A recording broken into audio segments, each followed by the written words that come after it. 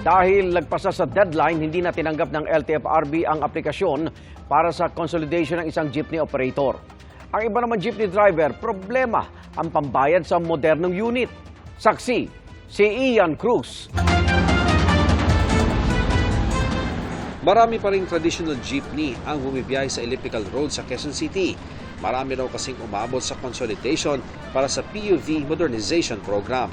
Pero nakaabot man na problema ang ilang jeepney driver gaya ni Norlito Macarayan sa pambayad sa unit ng modernong jeep. Pag di kaya talaga, ayawan na talaga. Sir. Sobrang mahal kasi ng unit eh. Karay na lang kayo. Nagarahan na lang. Pag gano'n na lang.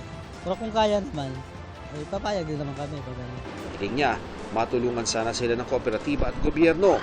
Si Pedro Duli naman, nagbaka sakali sa LTFRB kanina para sana ihabol sa aplikasyon ng 3 jeepney na rutang Binangonan and sa Sio. Pero tinanggihan na ito ng LTFRB at binigyan siya ng kopya ng memo na nitong December 31 pa ang deadline. Kwento niya, lumapit siya sa kooperatiba ng kanilang ruta noong November 15. Pero hindi na raw ito tumatanggap ng bagong miyembro. Sana kabi ko ng ganun, bigyan ng yung mga operators na gusto pa rin magmembro na matulungan para kami na na maging membro ng jeep ng modernization. Matapos tanggihan ng co-op, nakadalawang punta pa raw siya sa LTFRB.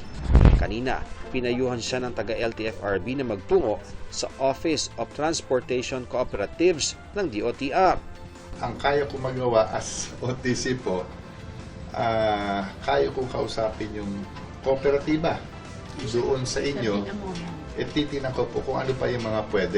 Sabi ng OTC, ang pwede niyang gawin, mag-apply na lang sa mga co-op na makakakuha ng bagong ruta. May 30 araw na due process para maayos ito. As of now, pwede naman sila magpasada dahil nga doon sa 30 days na nasabi ng ating LTFRB. So siguro pabilisin lang yung proseso. Kaagad, balik na sila sa kanilang trabaho as drivers at miyembro ng kooperatiba. Ang mga rutang Tipas-Pasig naman, tuloy ang biyahe kahit wala sa grupo nila ang sumali sa kooperatiba. Alam naman natin ang ibig sabihin ng consolidation, kung saan loob mong isinusurrender yung prangkisa mo. Kaysa isurrender namin ang prangkisa namin at pakinabangan ng mga negosyante, hahayaan na lang namin mabulok ang sasakyan namin dito. Nakasaad sa memo ng LTFRB ang mga hindi sumali sa kooperatiba na nasa mga rutang mas mababa sa 60% ang nag-consolidate, pwede pang pumasada hanggang katapusan ng Enero. Bitbit ni Abraham ang kopya ng memo sa kanyang biyahe.